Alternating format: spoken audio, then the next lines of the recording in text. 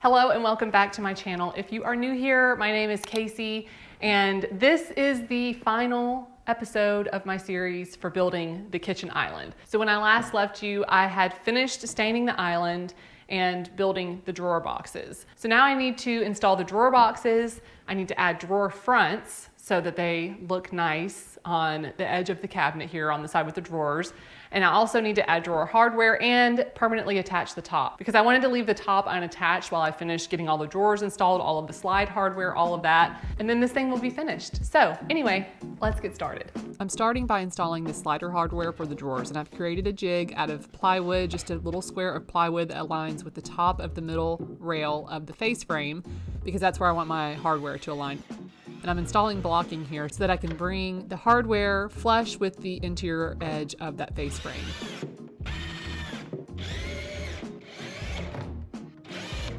I only have to do this in a few places because in some areas the plywood actually lines up with the edge of the face frame. Like in this case here, it lines up on one side, but it's offset on the other. So I just need to bring that blocking flush with the face frame for the hardware. The slider hardware comes as two pieces, so I'm removing the part that attaches to the drawer and I'm going to install this part on the interior of the cabinet. And I'm aligning the top edge of this with my blocking that I installed. I'm not using a level because my floor is probably not very level. Actually, I know it's not level. So I'm just making sure that everything is square within the cabinet.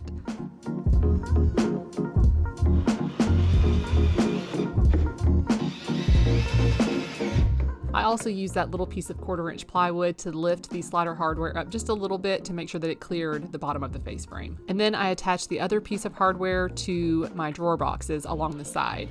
So I'm making sure that the kind of edge of that hardware is flush with the very front of my drawer box, and that's why I put that little piece of plywood up there just to kind of make sure I get it nice and flush. And then I can screw everything in and insert the drawers into the cabinet. One thing to note about these sliders, when you first install the drawer into the slider, it kind of feels like it wants to stick, but if you push it all the way in, then it slides more easily in and out. It's just that initial push that's a little bit kind of sticky.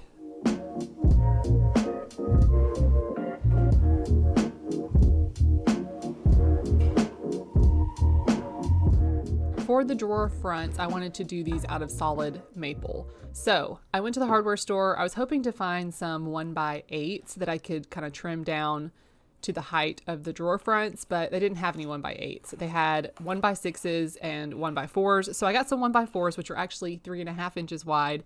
And I'm going to be putting those edge to edge to create my drawer fronts. So I'm going to be using dowels to attach two boards edge to edge. Then I can treat those as one piece and trim them down to size for my drawer fronts.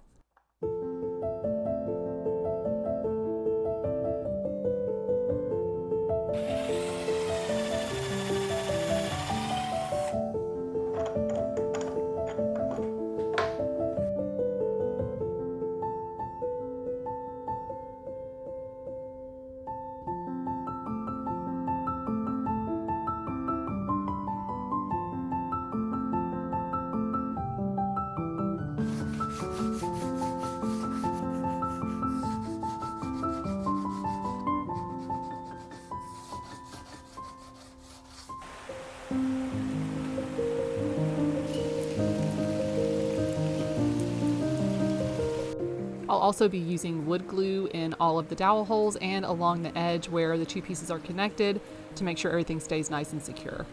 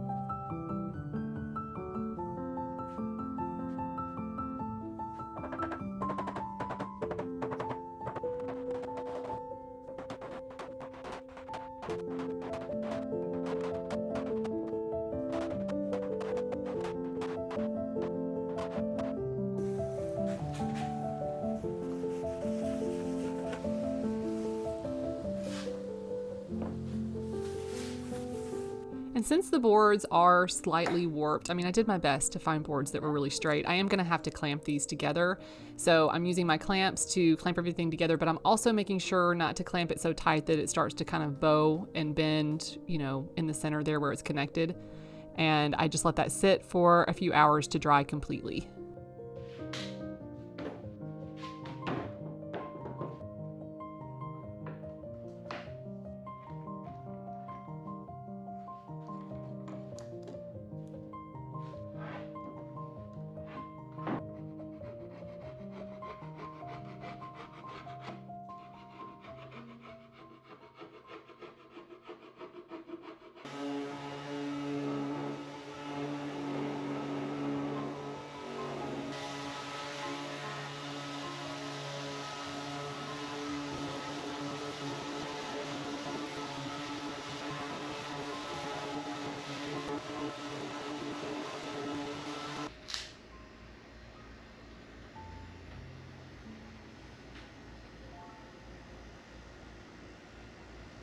And even after clamping and sanding, I still had a few little spots where the two pieces were connected that maybe left a little tiny crack. So I'm just using some wood filler to fill those spots, and then I'll sand this down again before I stain everything.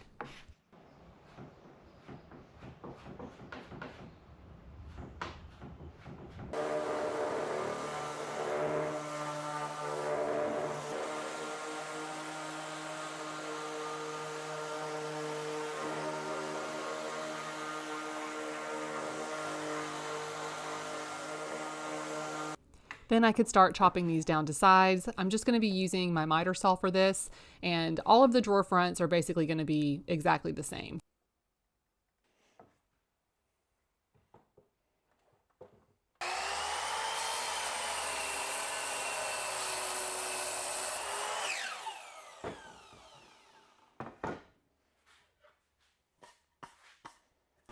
Next, I used my table saw to rip down the drawer fronts to the height that they needed to be. And don't worry, my fingers were not in danger here.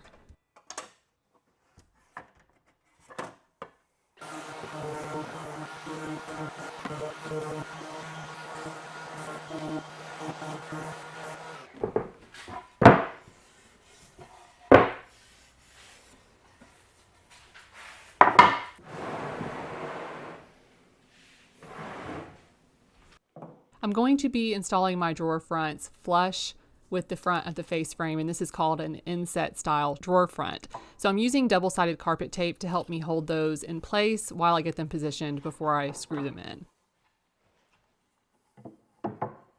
I'm also using these little reusable shims to help me position the drawer front and get an equal reveal all the way around the edge of the drawer front.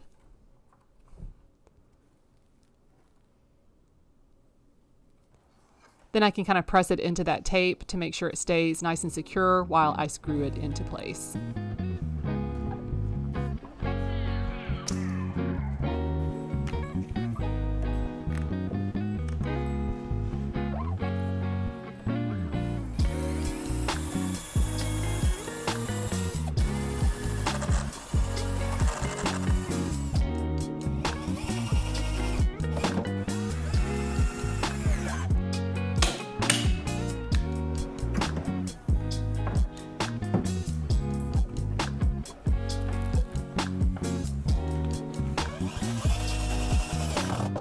Once I had all of the drawer fronts attached to the drawer boxes, I could then start staining them.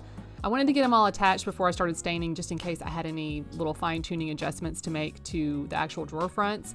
So once I knew everything fit really well, I went through the same process that I went through for staining the rest of the cabinet. I used wood conditioner first just to make sure that my stain was not too splotchy.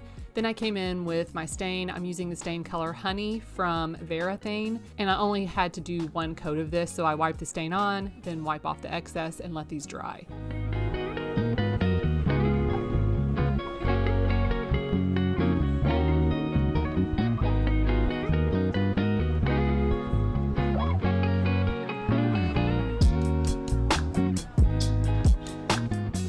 Then I could permanently attach the butcher block top to the cabinet.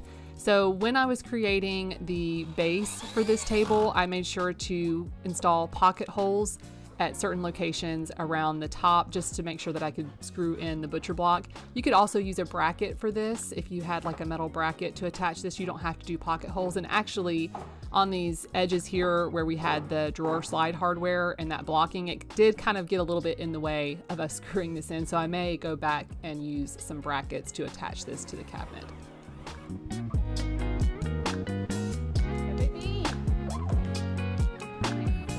Once the stain was dry on the drawers, I went in with a satin polyurethane. I did 3 coats of this, sanding lightly in between coats, the same way that I did for the rest of the island.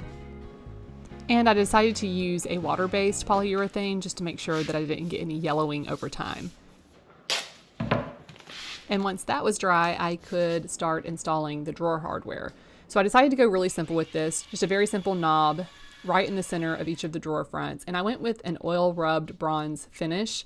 This is black mostly. It does pick up a little bit of color from the existing hardware that I have on the cabinets, but it's not too matchy. It kind of pulls from the dark color of the countertops. So I thought this would be just a really nice touch for this cabinet.